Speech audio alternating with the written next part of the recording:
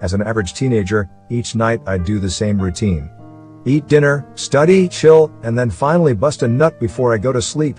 I tend to have an easier time sleeping after orgasms. I am 17 years old and have been masturbating daily since I was 12 years old. As you might expect, I need more than just porn to bust a good nut. I've been using various sex toys such as fleshlights, and it's not just limited to that. I have also secretly bought life-size Japanese sex dolls. From all these years of mastering the art of watching porn without being caught by my parents, I was capable of ordering very large toys without my parents knowing. I'd have it shipped to my friend's house while his parents are at work.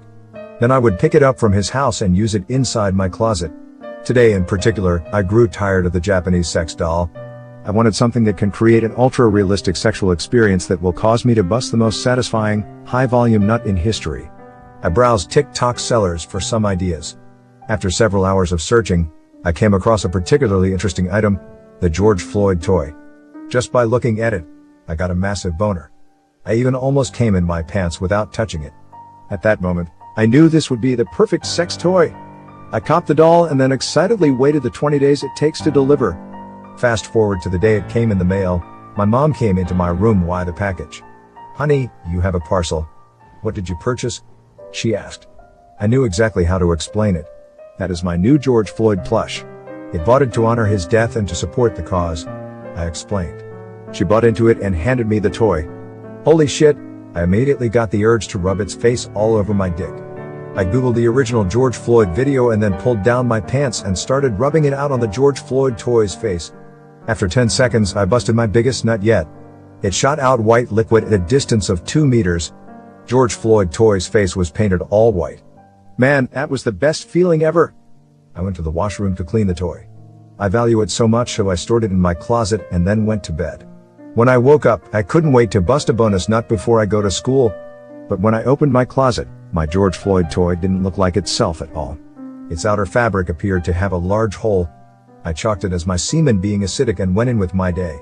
Once I returned from school, I saw my mom. She was dead. I couldn't believe my eyes, so I went over to investigate. There I saw a bullet hole through her pregnant belly. I cried a lot, because I lost my mom and my future brother. I needed to get my revenge on whoever murdered them. I searched around the hours went for the robber. I couldn't find any weapon that I could use to defend myself against a gunman, so I decided to use a book that I could use for blocking bullets. I went upstairs. At first I didn't see anything in the second-story hallway, but I heard a small voice. I looked down. There I saw it, a very miniature person. When I looked closely, I saw it was a miniature George Floyd, except some features were altered. The George Floyd mini-me had tentacles as arms and only had one eye. I freaked out so much from the organism that I used my book to crush it. "Lift up the book, please. I can't breathe," it said. I just kept the book on it until I stopped hearing it breathe. I did some research on how this George Floyd homunculus existed. There are a ton of rumors spreading through the internet that the George Floyd toy contains an egg which was extracted from George Floyd's corpse. Always be careful for what you decide to bust a nut in. You'll never know what life forms you can create.